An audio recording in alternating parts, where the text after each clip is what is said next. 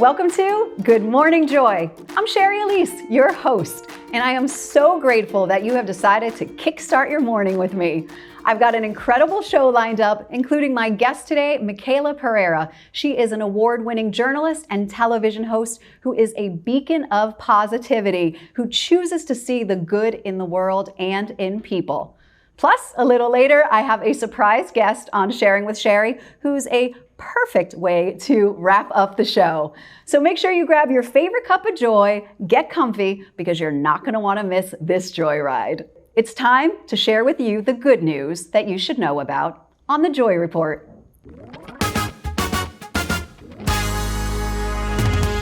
An extraordinary rescue unfolded in Cornwall, where a cat named Mowgli was rescued as he fell down a 100-foot mine shaft. All thanks to an unexpected hero, Daisy, his loyal canine companion. After going missing for days, Mowgli's owner, Michelle Rose, was losing hope. But Daisy, displaying frantic behavior near their home, sparked a glimmer of hope.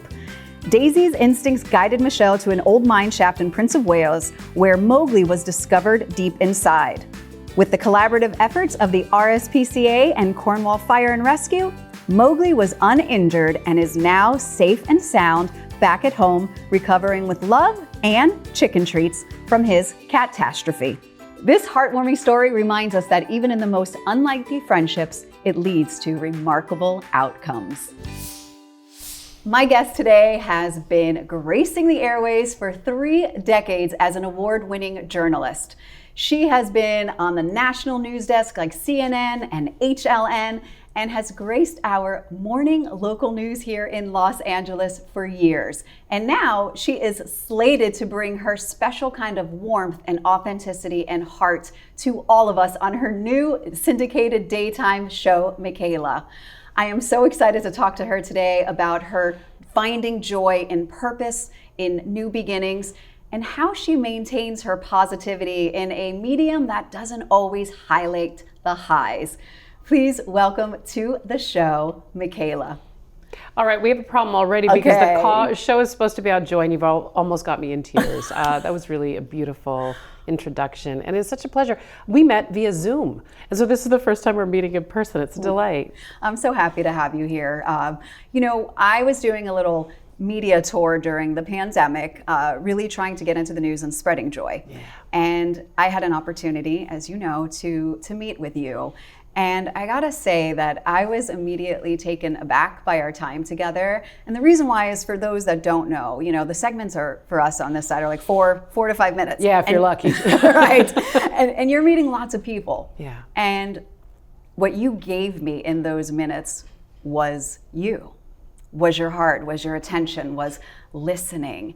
And I felt seen and heard in those few minutes, and I didn't feel like a cattle of just, moving through, give us your tips and go. Yeah. And all my family, everyone was like, oh my gosh, she's so good. You guys have such great rapport. And I'm like, goodness. She actually just had a conversation with me. So that's my whole goal, is to just have a conversation. And look, I understand, and thank you, first of all, for saying that, because it meant just as much to me. I remember that conversation that we had, and I remember many of the conversations that I had, particularly during the pandemic. We were all so very thirsty for that connection, authentic connection, right?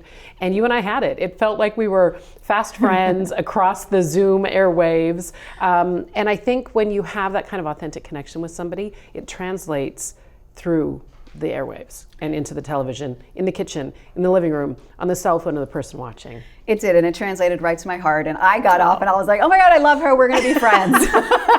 So I love that. That means a lot to me. Yeah, so immediately when I heard about all that you were up to, and goodness. I started this show, I was like, I want to share about you and your show. I just immediately wanted that opportunity. Oh, that's amazing. First of all, I got to congratulate you, because this is really something that you've done for yourself. And I remember talking to you early on, and you had this idea and this dream. It wasn't just talk for you. You made it happen. Congratulations, and I wish you much success in this. Thank you so much for that. It's one of those things, like I'm sure you know, when you have a passion for something and it pulls you. Oh, I do. It's been my dream for a bulk of that 30 years. I think what I'm talking about is my own syndicated talk show. I had thought I wanted to do this a long time ago, but a couple of things occurred to me. I knew I was far too young. I needed some age on me. I needed some life experience. I needed to be in the game for a while. And then by the time I felt like I was ready, the world didn't seem ready and the things didn't line up. And they are lining up right now. And I feel infinitely blessed. Now's your time. It feels like it. I feel, look, as corny as it may sound, but I'm just going to go ahead and say it. It feels as though that this is what I'm led to do. I spent almost all of my 30-year career in news, and that was never my heart's desire. It was a way that I could connect, and it was a way that I could help people tell stories. But this feels far more authentic for me, this kind of connection. So I'm looking forward to it immensely. You've sat across from icons and legends like Carol Burnett. My God, yes. Cher, Barbra Streisand. You've danced with Lance Bass from NSYNC. Kermit the Frog, Jimmy Carter. I mean, I think, I've thought about the fact that there probably was a moment that I should have been keeping track of all of these interviews, because oftentimes people will ask me, what has been the most remarkable interview you've done? What has been the most amazing conversation you've had? What has been a memorable person that you've met? And it's hard to even pick because there have been so very many.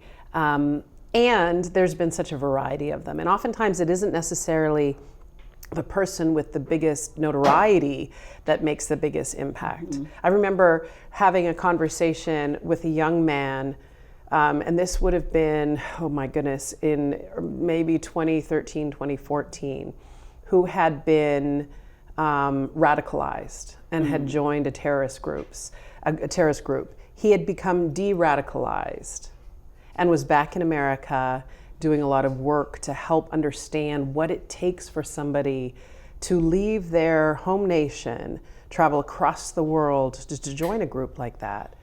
And it was such a fascinating conversation.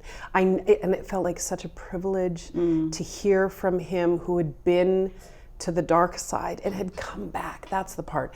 He had come back. Because so oftentimes in news, we focus solely on the fear, the devastation, the awful, the bad players, etc. We don't often get that opportunity to close that loop. That loop being closed is the most important part for me. Because otherwise, I think it keeps us hyperactivated here and feeling, aren't we all feeling that way right now with the world news? Right. So for me, I like to be able to close the loop. And that conversation with that young man felt like it, that he had come around to understand that love was the way, it wasn't hate, the way forward. That's what I love so much about your work and why I'm so amazed and honestly inspired by what you do, because you have seen it all in the news. You've seen the highs and the lows, but yet you still believe in the goodness of people in the world. Yeah, sometimes I've wondered if it's been to my detriment, but I fundamentally do. I could be called a Pollyanna. I've been called it. But you know what? I think those of us that are, whatever you name us, eternal optimists, let's choose that instead. We know, for example, that negativity begets negativity. Right? You know what it's like. Yeah. Somebody's in a foul mood when they come over to your house. They spread that little foul mood everywhere. It's like that dark cloud spreads to you, spreads to the cat, spreads to everybody else, right? Yeah. Well, I believe that the opposite is true as well. And I'm not just trying to say everything should be sunshine and roses and puppy dogs. But I also know that we have to shine a light on what is working and what is good and what is positive and what is movement and evolution, instead of just always focusing on all that is broken. I tell people that I'm done with news. I tell people that all the time. I've been approached many times, people offering me jobs, wanting me to take a job in the anchor seat again. And I'm so, by the way, and this is not an indictment on all of my friends and dear colleagues that are doing the important work of being on the front lines, in the anchor chair, in the war zones, in DC, wherever they are. We need those journalists to be doing that work. We're lost without them. Yeah. Now, that's not my calling any longer. My calling is this. And I feel it profoundly. I feel it to the depths of my soul. It's so interesting because this show came about because I've been having this dream for 15 years about spreading good and about only focusing on the good, but no one wanted to hear it 15 years ago. They don't want to hear it. Yeah. It's like, no, but we're doing it anyway. Yeah. And I'm so excited for that for you. I want to know, in all of your years of storytelling, in all of your years of meeting these people that we've talked about and sitting across from someone who got attacked by a shark. Oh my goodness, that guy was incredible. Wow, yeah. Wow. Sitting with grieving moms, Trayvon Martin's mom. Yeah. What is the thing that you've learned about people, about humanity? Many things. One of the things that I had to learn how to do, and I think I share this because in my many decades of life on Earth, I have had my share of therapy. And I have worked through some of the effects of what I do and have done for a living. And I remember it was after the Las Vegas shooting. And we'd been on the air, wall-to-wall coverage, covering the atrocity. And it hit so close to home for those of us in the Southern California area. We all knew someone who was there, who was lost, who was affected by the shooting. And I could feel it in the building, in the CNN bureau in Los Angeles. I could feel it in the hallways. I could see it in the faces of the editors. I could see it in the crew that had just gotten back from there. And I struggled. And they had offered EAP counseling, and I made a point of walking down the hall to talk to the man who was brought in. And I told him, because I'm an empathetic person, I told him the way I broadcast is from my heart. I open my chest and I broadcast from the heart. And at times like this, it is physically devastating to me to do that. And I don't know how to continue doing my job in the way I do it, which connects and matters. But I can't keep doing that. It's not good for my well-being. It's not good for my health. I don't know what to do. And he reminded me that in my job, it was such an interesting conversation. I'll never forget it. He told me two things. He said, remember to be the narrator. When you're telling your kids a bedtime story, once upon a time, you're the narrator sitting down telling what's happening. You have to take that position in every hard news story you're covering. And the second thing was, he told me to no longer, because I was standing with people in their grief. Trayvon Martin's mother was a perfect example. I stood with her in her grief. I took that grief on. And if you're going to honor another human as a fully evolved human being, you have to allow them that space for their grief. You can bear witness to it, but you don't need to stand in it. Do you have practices in your life? I do. Especially during those times? I do, and I did. I mean, my friend introduced me to meditation, and I still meditate. I'm a person of faith, so I spend a lot of time in prayer. I also believe in the religion of gardening and exercise and good sleep and laughter and finding joy. I mean, I'm a joy seeker, let me tell you. And I've recently found it in the form of pickleball. Who knew that would be a thing? But I'm mining joy because there's a lot of things in the world that are making it tough right now, and it's the onus is on us to find joy evermore. We have to really lean into it. It looks like you are purposely doing that and cultivating that. I made a choice. I can actually remember making a choice in my maybe like late 20s, early 30s. I was living in San Francisco before I moved to LA. And I remember just feeling, I was like a grumpalump. I was just like, I was working at really early hours because you do oftentimes in news. I was working really early hours. I felt like I was constantly, sleep deprived. I don't know that I was loving the way my life was feeling at the moment. I think I was dealing with a little bit of loneliness. I was frustrated. And I just felt like a crank. And I remember a friend of mine, somebody who I love dearly, and I don't even know if they were commenting on my disposition at the time, but made the comment that it was a choice. And at first I was like, I had some, in my mind, I had some words that I won't share here. But I remember like later the light bulb going on. I was like, wait, hold on a sec. Wait, what? There's a choice. Wait, I can choose to be happy. I can choose to be happy. That is straight up some fill in the blank. And then I thought I'd try it. I was like, oh, wait, oh.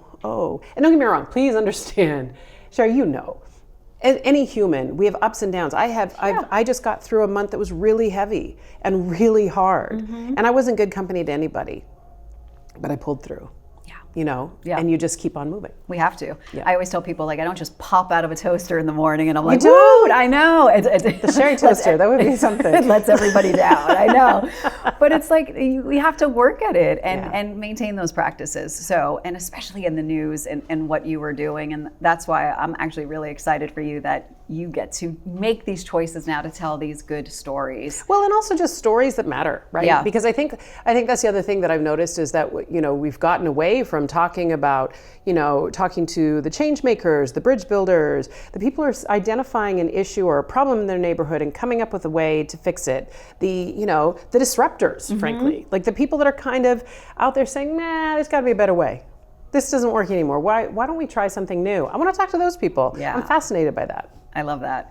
Where did this desire, this passion for connecting, for storytelling, where did it stem from? Were you always like a curious person?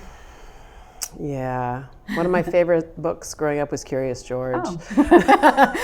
I'm looking back on it now. You know, I don't really know the answer to that. And it's funny that nobody has ever asked me that before.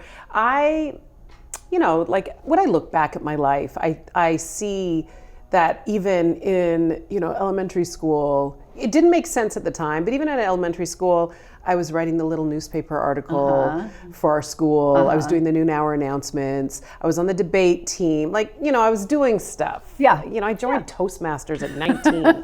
Like, who joins Toastmasters at 19? I obviously knew. And come to think of it, I believe the actual phrase, Michaela is a chatty Cathy, may have made it into my report card at one point in elementary school. So look, the writing was on the wall. This is going to end. I was going to end up here, which is interesting because I actually set out, best laid plans, I had the intention of becoming a translator for the UN. Oh. Ask me how that's going. Well, you know, you're translating people's hearts here. I'm doing something. I'm doing something. I was also dubbed motor mouth by my second grade teacher. Wow. So yeah, we knew right away. Look at us now. Look at us motor now. Mouth and Chatty Cathy. Taking it on. So how do you know, I don't know, deal with the stories? How did you show up every day with the tough stories? Like, was it what you said where you separated yourself from it? It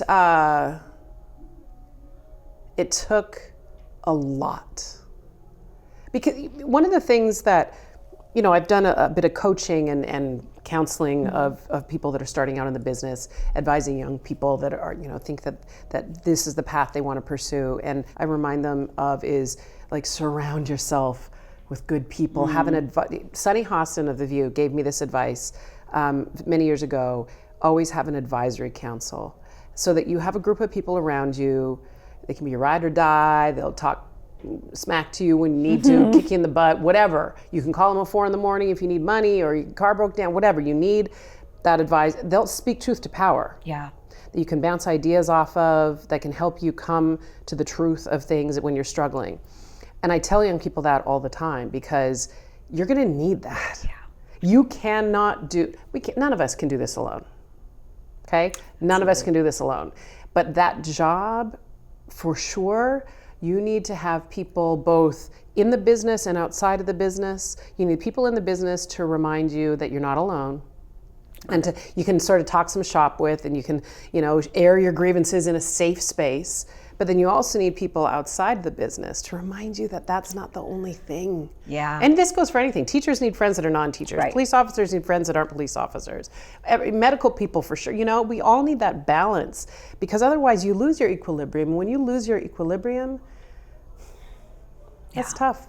I handled it by, you know, talking to my parents.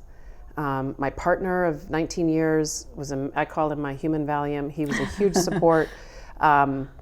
making sure, all the, diet, exercise, all that stuff. But those things help. If your body is in equilibrium, then you maybe have the whatever it takes to deal with those times, or at least to bounce back when they've taken you down. And they were taking me down. Yeah. They were taking me down. I had to talk through it. I had to talk through it with trusted friends. And also, the number one thing for me really was to be of service, because that just somehow makes everything feel better. Yeah, I think I always say when you feel discouraged, encourage. Yeah. And I found that during the pandemic and, doing with that, my communities, I was reading books to them online. How beautiful. Just making them feel what less a beautiful alone. gift, yes. And also, by the way, when you give your hand out to give, your hand is open to receive too, right? Where did this drive from you come from? The one that continues to show up and even in the hard times, makes it through, shows up, does the work, and then finds new ways and new paths. So, and maybe folks at home don't know, but I'm an adoptee. I was adopted at 3 months of age. And so the question of nature versus nurture has come up, fairly frequently in my life. And I've examined it fairly frequently. Yeah, I mean, I have no ink, but that might be something. The idea of nature versus nurture, I've explored and investigated and wondered. I definitely know that I'm a product of my parents' upbringing, for sure. Mm-hmm. Their turn of phrase, how I see the world, and I know that if I had decided to be a sanitation worker, they would say, be the best sanitation worker you could be. And if I got employee of the month that month, that my parents would be showing my picture off at church the same way they do now. It's unconditional. And when you have that kind of unconditional love and belief, you don't think you can't try something. That's right. I mean, honestly, they gave me the confidence. Now, I also know, again, woohoo, I had the joy of connecting with my Jamaican side of my family in the last 5 years. And so one trick that I've used before, and somebody shared it with me, is that if you're ever going into a public speaking event, let's say you have to give a speech at a wedding, or you're speaking in front of a group of people you haven't met before and you're feeling a case of nerves, to close your eyes for a moment and imagine your ancestors at your flanks. Imagine them all behind you. And as an adopted kid, I couldn't do that. Oh. And I can now. I've met both sides of my family, and I know about our heritage, and I can see my ancestors. I may not see their faces, but I feel them behind me, at my sides, in whatever I do. That may sound absolutely woohoo, but I tell you, they got my back. I always say that there's 5 sparks to joy, and one of them is our connection to purpose. Yeah. And it seems like you are right there. Would you say that, or you're still figuring it out? No, look, I always figuring it out. And in this position, it's really interesting because while we've been developing the show, it's required different work from me. That isn't the same kind of work that I've been doing, right? It's meetings, it's formulating, it's researching, it's writing, it's producing documents, discussions, all of it. And it's such a different part. Some of those things are new skill sets for me, which is really exciting and really invigorating. So also slightly terrifying. I get it. And because of that, it has made me feel like, well, it's on my purpose. And I've equated my purpose with work, physical work, with my purpose and also my value. And I had to reframe that recently quite dramatically, because I think in purpose, there are seasons to it all, right? And maybe in this time, it's about sowing, not necessarily reaping, before the show is launched. That's so powerful, because I think so many of us attach our value to the things that we're doing. Yeah. And then when you're not doing it, then suddenly, right. Yeah. Hello. Hello, right here. Let's talk. I get it. Yeah. And look, that's like quiet, very personal work, right? Yeah. And, growth and work, they're not pretty always. Super important, but they're not necessarily, the sexy, interesting conversations, but they're really vital. And it's vital for people to know that, though, because they see people like yourself, or they see other people and think, that everybody has it all together. Oh, don't get it twisted. I completely do not. I just don't even. And don't let the curls fool you. Don't let the wig fool you of the perfection. Fabulous she is, by the way. Thank you. So tell us, before we wrap it up, what you can about Michaela. Well, very excited. So launching next year. And my hope is that it'll be a respite from the woes of the world for folks. Some joy, some interest, some intrigue. I hope that there'll be lots of takeaway for people. And at the center of it is just my overall concern that we've forgotten how to talk to one another. And we've become vastly disconnected, whether it's our cell phones or the pandemic or the political divide or war or whatever.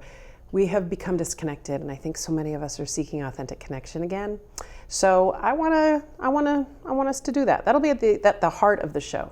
I love that. Bringing people back together, bringing connection back, which connection is the heart of joy. Yes, it is. So it's a perfect way to wrap this up, except for one more question for you. I know, it's the big one. Is it going to be a one. Lakers-Clippers question? No? Yeah, because me and sports are like that, yeah, okay.